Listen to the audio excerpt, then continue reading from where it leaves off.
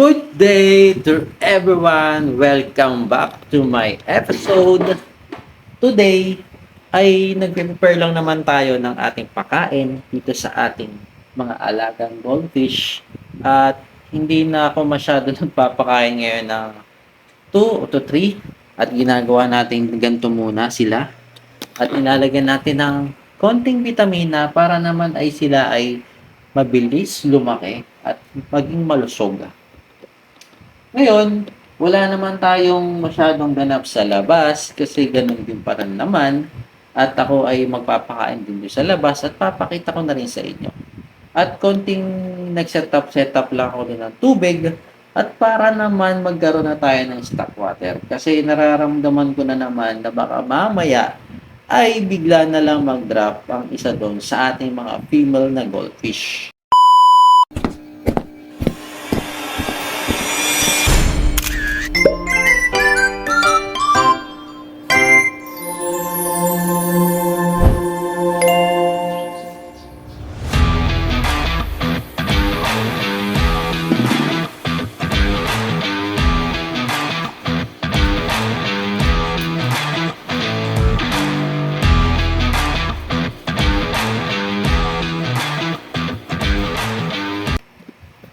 So ngayon, naghihintay na ang ating mga alagang isda dito.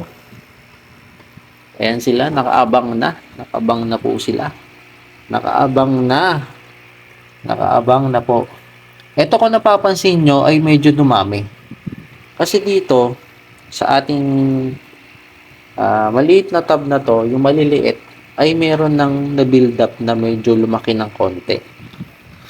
Ibig sabihin, mabilis sila nag-develop yung ilang piraso dito sa ating kaliko na ating inaalagaan. At ngayon, inihiwalay ko. Bakit ko inihiwalay? Kasi, ayan na naman tayo. Kasi nakikita ko na naman yung mga ibang maliit ay binubuli nila. So, pangalawa ko kanina, naglagay na rin ako ng malalaki. Kung mapapansin mo dito, ito, di ko pa nahuli to. Ayan, 1, ba to? 1, basta yung malalaki na dito, medyo botchog.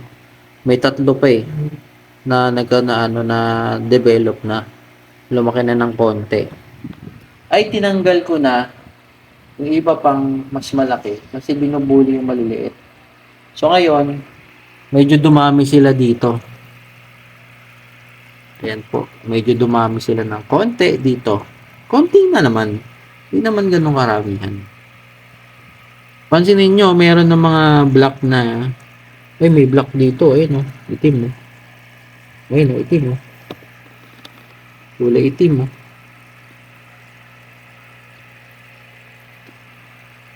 May iba may spotted, may iba naman may white.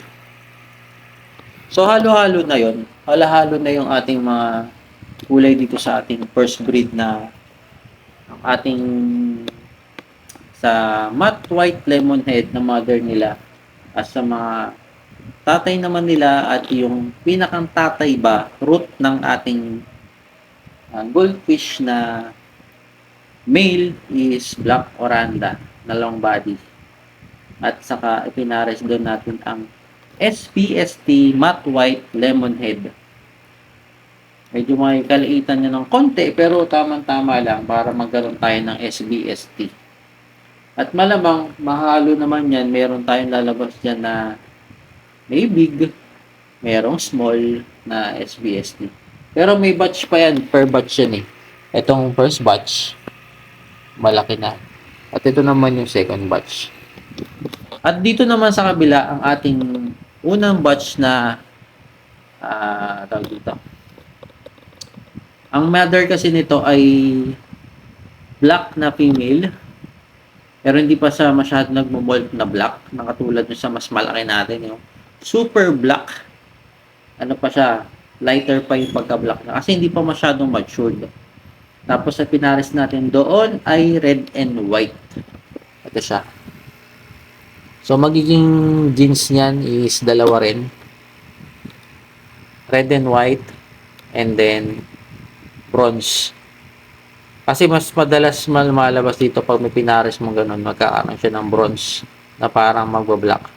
Pero karamihan dito magkakaroon tayo dito ng red and white. Ito yung first batch, ito yung second batch. Maliit pa no, second batch no. Wala pa nga ako nakikitang malaki dito na pwedeng ilipat ko dito. Kasi wala naman pa ako nakikita ng bubuli dito. Kasi dati kasi kaya ako nilipat to. Kasi nga yung oxygen natin doon ay medyo mahina sa labas. Ito ay nakalagay doon sa 75 gallons. Nilinis ko na rin po yung ating 75 gallons at pangatlong araw niya ngayon. Naka-stock water doon. At ang gagawin ko siguro ay pakita ko sa inyo, lagyan natin ng beneficial bacteria para mag-bloom na siya at baka sakali ito naisipan ko yung malaki dito, yung mga malalaki dito ay ilipat natin sa labas para mag-ano naman siya, mag-grow. Kasi kailangan ko kasi ng space, kailangan ko talaga ng space. Kailangan ko talaga ng space. Ayan. At daan tayo sa labas, check natin. At ito yung sinasabi ko sa inyo na sinet up natin na pangatlong araw na niya. So, full yan na kiniskis natin, tinanggal natin lahat yung mga algae. Kasi nga, hindi natin alam kung nagkaroon siya ng ammonia. Kasi sobrang dami ng mga dumi. So, inis-is natin yan lahat at nilagyan natin ng panibagong water. So, nakikita nyo, meron pa ditong natitira na iba na lumot, is okay lang yan para hindi naman totally naubos lahat. Ang mga mollies natin, no, medyo ang laki na agad nito, grabe, magto 2 weeks pa lang malaki na yung mga baby na ano. Ang bilis nila lumaki, napakabilis nila lumaki. At dito maganda na yung ano, hindi masyado makita kasi pang 3 days pa lang nagkakaroon na agad ng lumot. Dito maganda, nag-clear siya, ano, masyadong nagbabounce back yung ano, ilaw, tinatap. Ayan po. So, naglinis lang tayo ng isang araw nung nakaraan lang. Pangalawang araw niya ngayon, tapos hindi na pa ako nagpapakain, mamaya pa. Pero yung mga lumot siya. Pero yung tubig is clear. Clear naman siya. At dinagdagan natin ng konting oxygen. Gusto ko ditong gawin kasi puro rayukin to. So, hindi ko muna siya kinal. Hinayaan ko muna silang lumaki. Gusto ko kasi makita yung... Ang hirap kasi.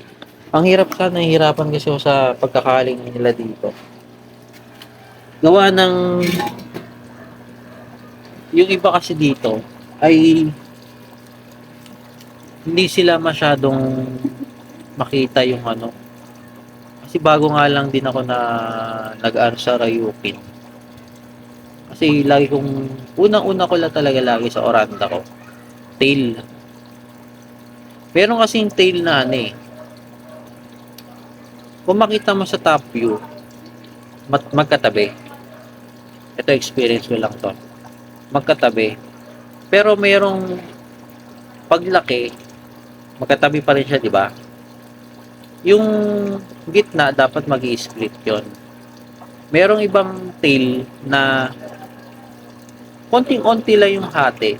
Tapos pagdating ng nag-mature na, tumanda na, nahati siya, nai-split siya. Kumbaga,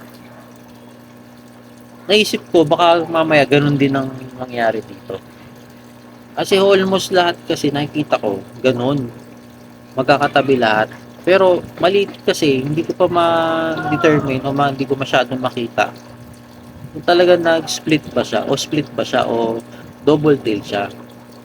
Kaya ngayon, kung kasi lahat ay titingnan kong gano'n, halos pare-pareho, lahat yan ubos.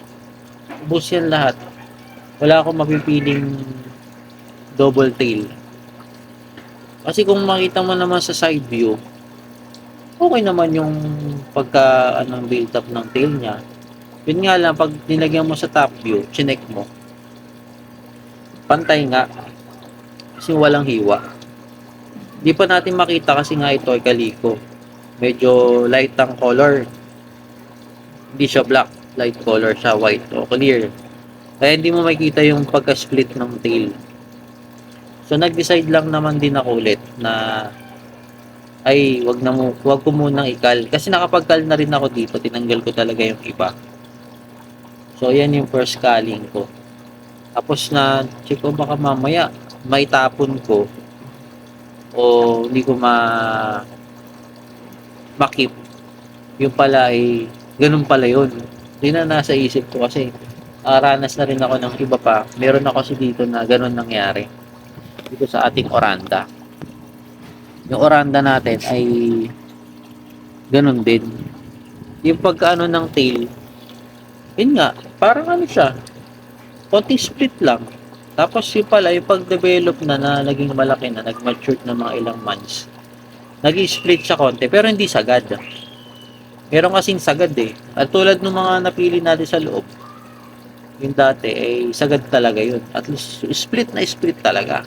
Makita mo pa lang ng bago mag 1 month, kita mo na sa pagkakal mo, meron na talagang split. So meron talagang ganun na tail ng isang goldfish. Yan naisipan ko baka mamaya ganun din ito. Meron talagang sa genes nila ng ganun na ganun talaga. So nangyari ay kinip ko muna siya. Pero talaga pag kasi ganun hindi ako natutuwa eh. Honestly, hindi talaga ako natutuwa pag ganun nakita ko na hindi na split kasi mas prefer ko talaga yung kita mo sa top view na split na talaga. Syempre kung ikaw ay nanggaling sa experience mo sa groomer ka, yung makita mo na ganun, parang para sa iyo ay na negative na. Pero kahit ganun pa naman, maganda pa rin naman kung halimbawang ganun pa rin ang mangyayari sa kasi isda pa rin sila. Kung maganda naman yung body structure, body niya, form, maganda yung swim pattern niya, maganda yung caudal, maganda ang dorsal. Pwede na natin tong masasabi na okay sila. Ito nag-aabang abang na. Alam niyo yung mga molly dito na black. Laki na. Lalaki na ng mga molly. Gutom na sila. Lagay ko yung ko. Yung mga molly lalapit alam nila pagkain. Pero yung mga goldfish ko, ay nako. Asahan mo na yan. Medyo may natatakot eh. Natatakot sila. Iniisip nila ay kukunin sila no. So, yun na muna sa araw na ito. Yun lang naman ang iba nating tips dito sa ating pag-ikot. Yun lang naman yung gusto kong ipahiwatig sa inyo, yung mga dapat nyo tanggalin. Sa akin kasi, yun kasi prepare ko talaga. Sa tail, ay kung ano yung maganda dun.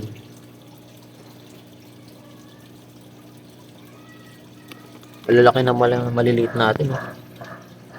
Malaki na. No? Babae siguro to. Lalaki. Sa maliit Sa maliit, medyo botsyog na feeling ko babae na yan. Pero pag mahaba, expected ko na yan. Baka lalaki. Nakapayat. So, yun na muna sa araw na ito. Sana, supportan nyo pa rin ako sa ating episode sa iba pang nating gagawin. At sana, mapanood nyo pa rin to at supportahan nyo pa rin every upload kong video.